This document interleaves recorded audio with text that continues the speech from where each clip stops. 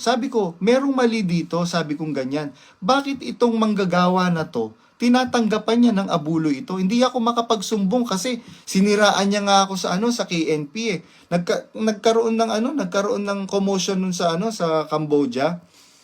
Sabi ko, mali. Sabi kong ganyan, meron nang nangyayaring anomalya. Hindi maganda.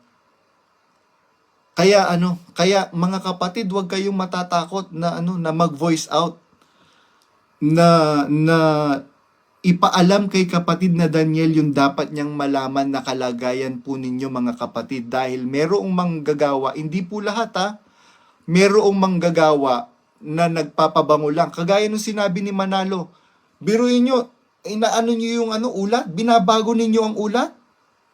Ganun po yung nangyayari ngayon sa iglesia mga kapatid. Binabago ang ulat ng mga ibang mga manggagawa, ng mga servant. Binabago nila ang ulat. Hindi nila pinaparating kay kapatid na Daniel yung dapat malaman ng kapatid na Daniel para makapamuno si kapatid na Daniel ng makatwiran. Gusto po nilang iligaw ang kapatid na Daniel.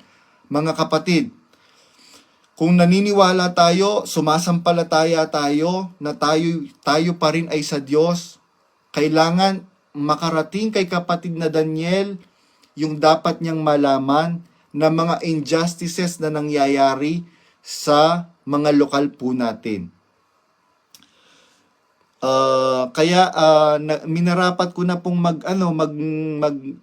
live uli kasi marami pong nangyayaring mga irregularities. 'Di ba?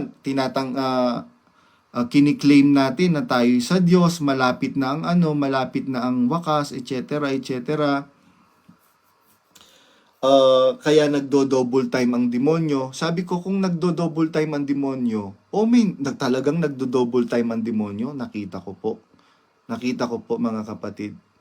Kaya ayan ang nangyayari, biruin nyo, pinapasama yung binabago ang ulat ng ibang mga KNP.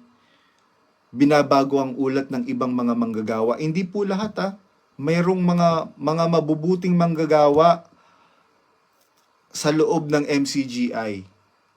Maraming mabubuting mga kapatid na napipigati sa loob ng MCGI ngayon. Hindi po natin maikakaila ang katotohanan na yan. Kaya ang bine-brainwash po ngayon sa atin, pagka lumabas sa iglesia, sa MCGI, masama. Ang pinapalitaw nila, naglilinis ang Diyos, iniaalis ng Diyos ang madumi. Kung madumi, naku, kayong coming from you, yung mga dati kong mga nakasama sa National Choir, na MMC na ngayon, coming from you, biruin nyo, umaawit kayo sa bautismo, kayo pala, nagpapandalihan. Alam nyo yan sa nyo.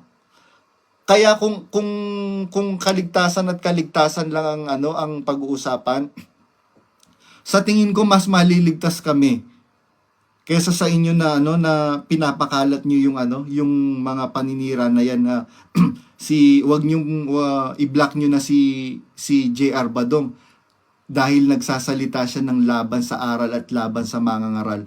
Kahit alam niyo, ang daming kapatid na nag-message sa akin, bro, ni-review ko po, ilang beses ko po yung isang kapatid, 100 times ko pong pinakinggan, ni-replay yung video nyo, wala po akong nakitang sinabi nyo na laban kayo sa aral at sa mangangaral. Sabi ko, bakit ako magsasalita ng laban sa aral? Samantalang ipinangaral sa atin na ang aral, yung salita, yun ang Diyos, anak ng Diyos yun. Bakit ko kakalabanin yun? Bakit ko kakalabanin yon? Alam niyo po, nung nasa Katoliko po ako, pinagtatanggol ko po yung pananampalataya ko bilang Katoliko. Marami po akong batayan sa Biblia. Marami po akong batayan sa Biblia din ng pananampalataya akong Katoliko na Pero nung napakinggan ko si Brad Eli, wala, magaling, mas maraming alam si Brother Eli pagdating sa Biblia. Kaya tiklop po ako eh.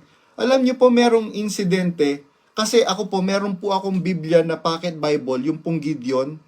Lagi ko pong dala-dala yun.